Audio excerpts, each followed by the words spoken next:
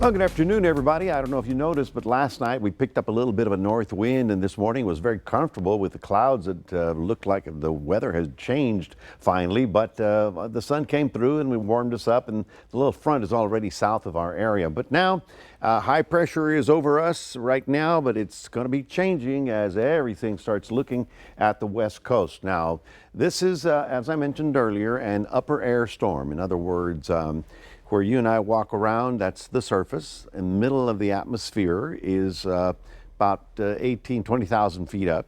And between 20,000 and 30,000, a lot of stuff goes on. That's where the airplanes fly. Well, up there we have this circulation that's going round and round, and what that does is it lifts the atmosphere and produces the rainfall. You can see all the rain now occurring throughout the desert southwest. First of all, let's look at Texas. Nothing happening today. Yesterday was kind of busy with the front, but here is that whole thing that you're looking at, and it's not a little thing. It's a fairly large area that's sort of spinning around, and this whole thing is going to be crossing Arizona, New Mexico, and then eventually getting into Texas. So this has got a little bit of us written on it. So this is a future tracker to give you an idea of the timing and what we expect. Lows right over there. We go to Thursday. It's still there, but with the rain and snow in the higher elevations, we're doing fine, okay? And then we go to Friday, and you can see how the low starts to move inland, and this should be coming into far west Texas right there. And then on Saturday, it's right on top of us, okay? As long as it's on top of us, we've got unstable atmosphere, we've got rain, thunder, and rather inclement weather. Now, this is for you on Saturday, and I know you've got plans, but this is going to be part of your plan here.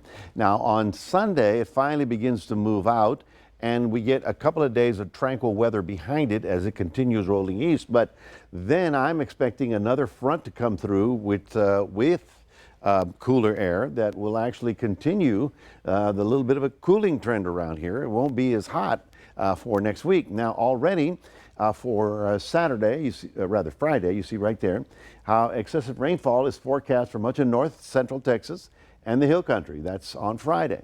Obviously, we're just beginning to get it. So on Saturday, it's on top of us. So it's pretty good likelihood that we'll be seeing quite a bit of rain. Now, here's the future cast on rainfall. You can see how it begins to get heavy in far north Texas. This goes to Friday, so I can get you to Friday. So you can see it coming out of the southwest. You see how North Texas all the way down to Del Rio starts picking up that activity, and then that drags through our area on Saturday. So pretty good, solid likelihood that we're going to see this. I wouldn't, just make it out of thin air. So it looks like it's going to be soggy this coming weekend. 67 our overnight low temperature, getting up to about 88, 90 degrees, but the humidity is what makes it feel really hot. So here's your day planner for tomorrow in Port Lavaca. 1 or 2 little sprinkle showers early in the morning, but getting up to about 87. In Cuero, you're looking generally partly cloudy most of the afternoon with a little 20% for the late afternoon and an 89 as a high temperature. Your 7-day forecast has 2 alert days. That's Friday night when the storm gets here, and Saturday when I expect significant rain, 1 to 3 inches over the weekend.